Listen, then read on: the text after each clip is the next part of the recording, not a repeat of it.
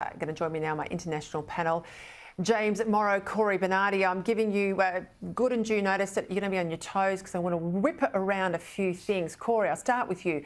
The meeting tomorrow between our Prime Minister and the Prime Minister from the Solomon Islands. We know China is working them hard. We know China's working the media hard and selling in a pretty dodgy line about countries like Australia and a pro-China line.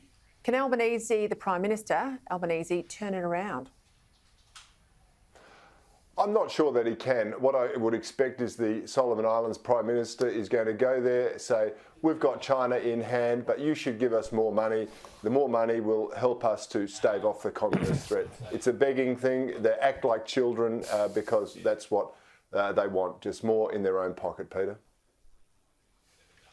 Yeah, that corruption that Corey references there is rife in a lot of these Pacific Island countries.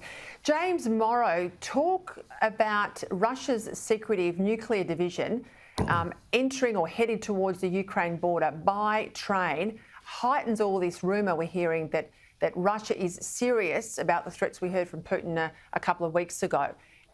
Are you concerned? Yeah, Peter, actually, I am really concerned. And I've been saying since the beginning of the West's pushback against Russia that no one has thought through an endgame to this whole conflict. Do people really think that Vladimir Putin will say, oh, well, you know, you guys bested me on the battlefield, I'll just pull back behind those borders? I don't think so. I think we need to be very concerned about his next steps of escalation. And yet what I'm seeing from so many people who have been, you know, saying, well, you know, we just have to keep going with this, is that there's no alternative. And so therefore we're putting, you know, huge numbers of lives, treasure, everything else at risk of a potential nuclear conflict. I think we need to step back and think, what is the end game here? And reports too, officials in Kyiv have been handing out potassium iodine pills. This is in relation to potential radiation sickness if and when the nuclear bomb literally goes off. Corey, this on again, off again sort of bromance with Elon Musk and Twitter, a corporate bromance. 44 million is the latest amount there on the table in US dollars. A billion, 44 billion take over Twitter. Is it going to happen, or are they just dancing around again? Well, there's a bit of a dance going, Peter, because I think Elon Musk had some legal news that he's got to proceed with it. This offer does have a couple of caveats. It's subject to finance and subject to something else. So there is a get out of jail clause. But you know what? If he buys Twitter and stops banning conservative voices, then that's a step forward for communication as far as I'm concerned, Peter. Hey, here. Let's go to Birmingham if we can, James Morrow. The Tory party conference, it happens every year, as does the Labor one, unlike the parties in Australia. This time, obviously, it's in Birmingham. Let's get off the tax issue, put that to one side, the humiliating backflip.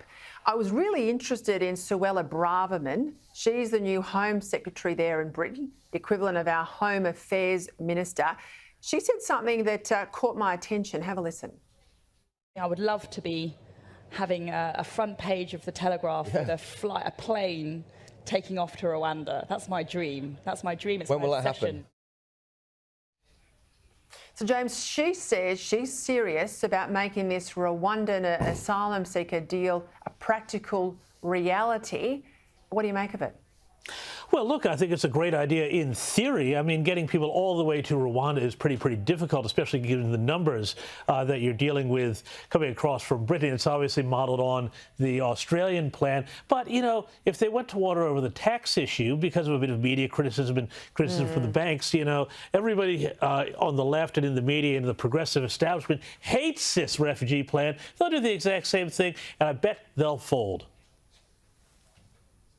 Corey, you were there when the Howard government did it. You were there when the Abbott government did it. It really just comes down to political will, doesn't it?